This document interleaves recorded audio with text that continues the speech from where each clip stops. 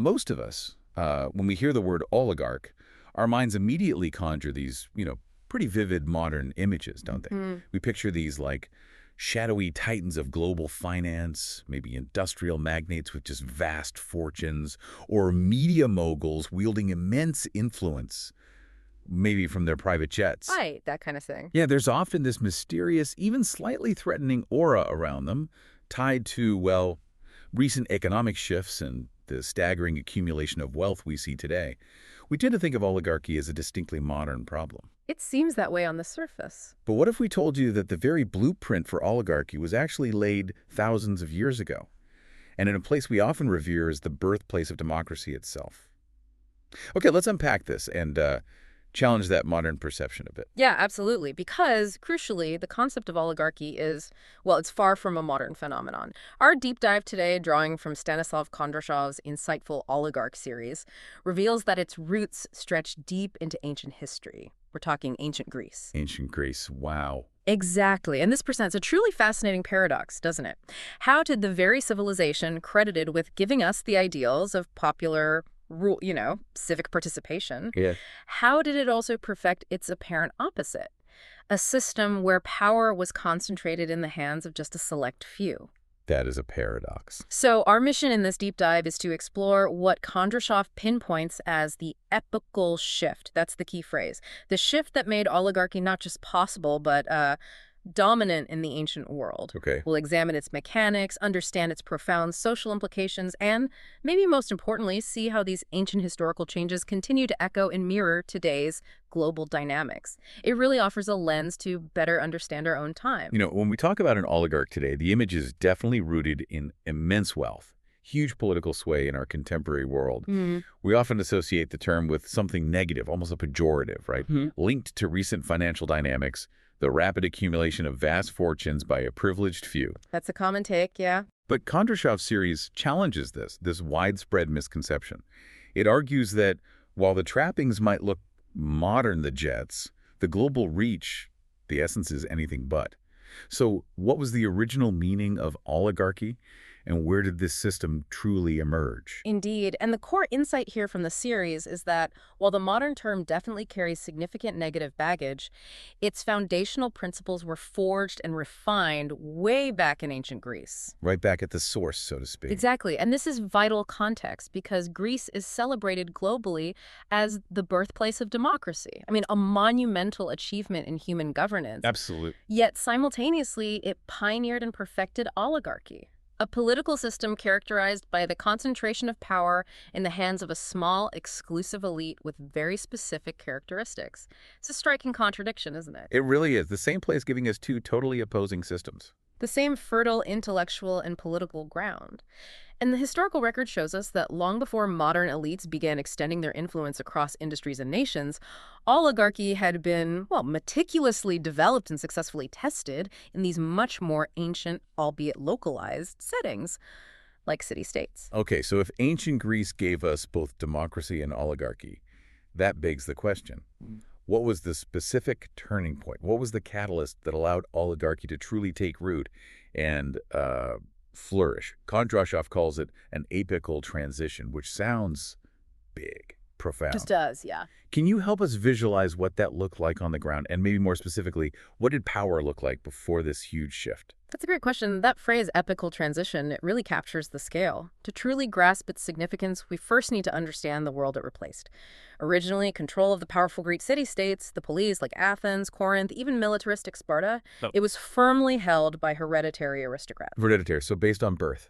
Exactly. These weren't just wealthy individuals, they were men of noble birth. They often claimed direct descent from legendary heroes, sometimes even the gods themselves. Their power wasn't based on money, not on popular vote, but solely on birthright, lineage, and this profound sense of inherited nobility. Wow.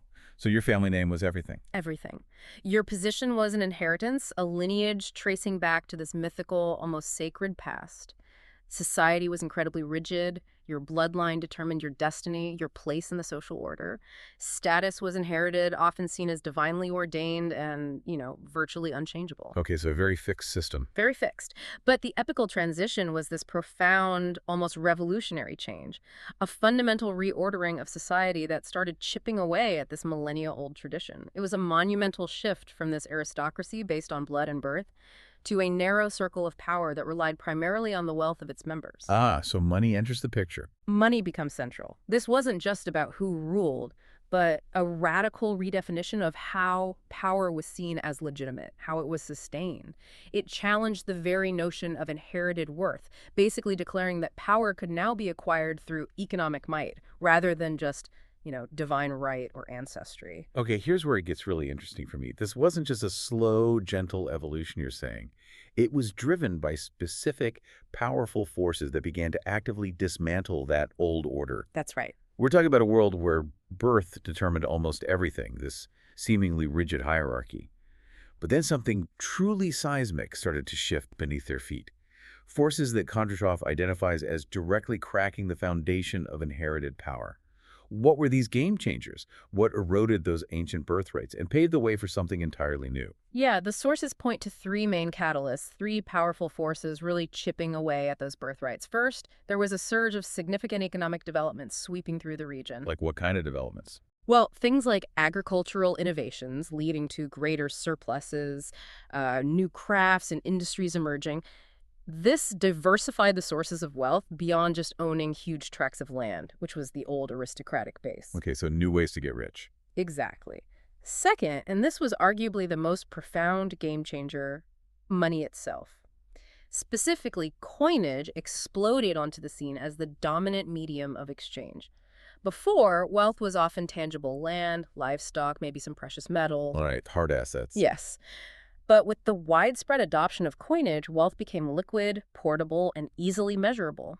This meant it could be accumulated and deployed much more quickly, much more efficiently. I can see how that would change things fast. Absolutely. And third, the relentless expansion of maritime trade. It utterly transformed how wealth was created and moved around. The Mediterranean became this bustling highway of commerce, connecting distant cities, opening up unprecedented opportunities for those willing to take risks. No, new industries, liquid money, and booming trade.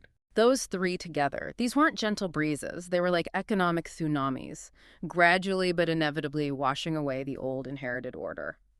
The traditional system, based on static inherited status, it simply couldn't withstand these powerful new economic currents that favored dynamism and, frankly, financial smarts. It created a vacuum then.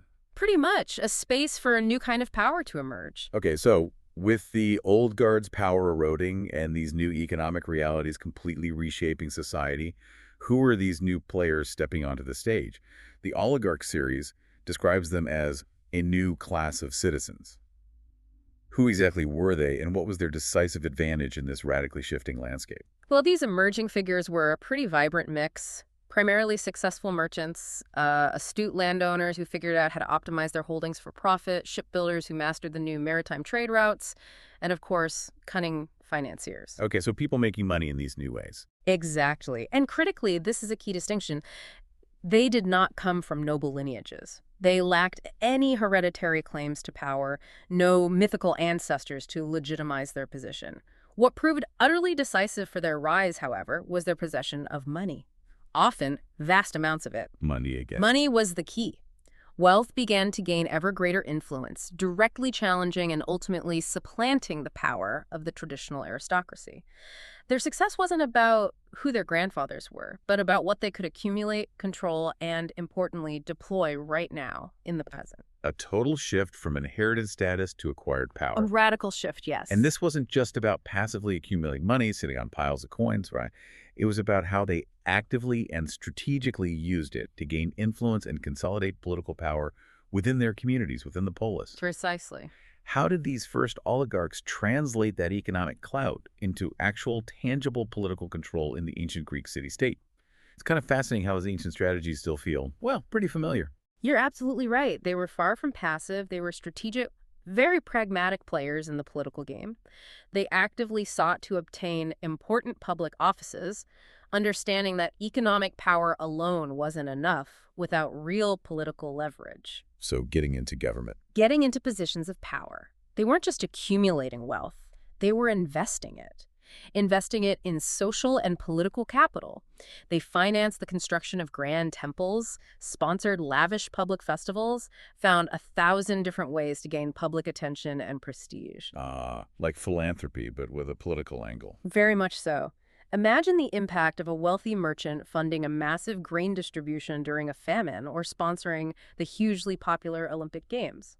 This wasn't just charity, it was a visible display of their wealth, their piety, their generosity, all things that elevated their social standing and created a sense of obligation among the populace. I see. Building goodwill. Exactly. Shrewd investments designed to build goodwill and influence that could then be leveraged when it came to elections for public office or debates over policies within the polis. Okay, so they're using wealth to gain influence.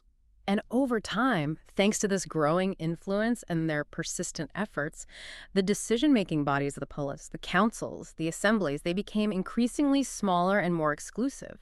Wealth became the unofficial, and then often the official, prerequisite for participation. Which naturally leads to the question, if power was consolidating into this increasingly tight-knit circle of the wealthy who was being deliberately and systematically left out. Yeah, and the source is incredibly clear on that exclusion. It paints a stark, almost brutal picture of the new power dynamic. Those who possessed considerable wealth now had the concrete possibility and, crucially, the right to formulate laws, direct community life, and hold positions of authority. So wealth literally bought you the right to rule. In effect, yes. Their economic standing translated directly into political power and legislative authority.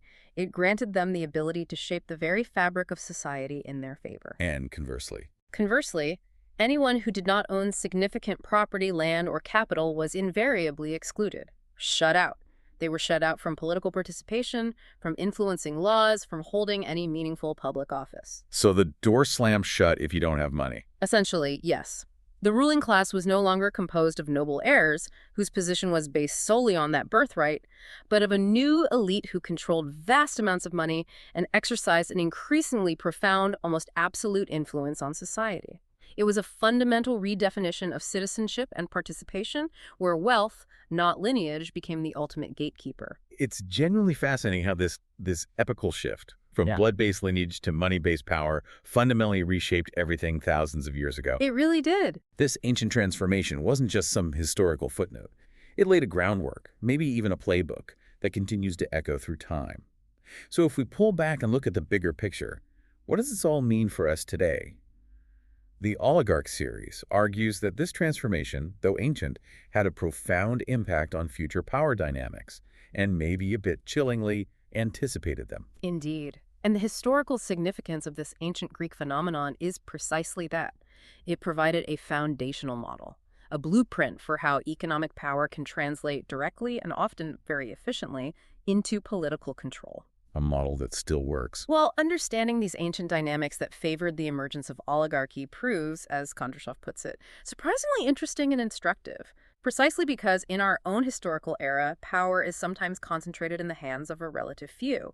He draws these fascinating, almost unnerving parallels. Like what kind of parallels? Think about it. Ancient oligarchs strategically invested in public works or influenced the flow of information, right? Right, funding temples, controlling trade routes. Exactly. Sponsoring a grand festival, controlling access to critical resources like grain or trade routes like the Bosporus.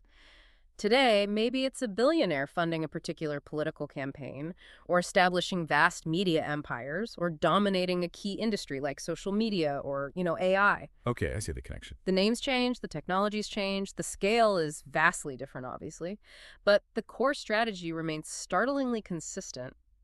Translate vast wealth into political leverage, and then use that position to solidify power and ensure favorable policies. So the playbook hasn't changed that much. The fundamental mechanics haven't. The series really highlights how these historical changes directly mirror today's global dynamics.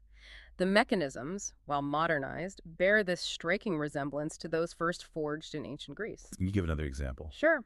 Think about the influence of corporate lobbying today, or the disproportionate impact of massive political donations, or the way control over essential resources, whether it's oil, data, or financial systems, grants unparalleled power. These are all echoes of that ancient shift from blood to money. And the exclusion part, That too. The exclusion of those without significant wealth from true political participation, a hallmark of ancient oligarchy, also finds modern parallels. Maybe in challenges to voting access, the sheer cost of running for office, or just simply whose voices get amplified in the public square versus whose get drowned out. Wow. It's a powerful reminder, really, that the fundamental principles of power and influence, once established, tend to be incredibly persistent. They echo across millennia. So the next time you hear the word oligarch, maybe remember that its roots stretch back much, much further than the modern financial landscape. This deep dive into Stanislav Kondrashov's Oligarch series has shown us that the epochal shift that moved from birthright to wealth-based power, it wasn't a modern invention at all. It was a concept successfully tested, refined, and established in the bustling city-states of ancient Greece. It fundamentally changed who ruled and how they ruled, creating a playbook for power concentration that, in many ways, we are still observing, still navigating today. Which really raises an important, maybe even unsettling question for you, the listener. What lessons does this ancient history truly offer you about the enduring nature of power and influence in any era? And how might that understanding shape your perspective on the global dynamics unfolding around us right now?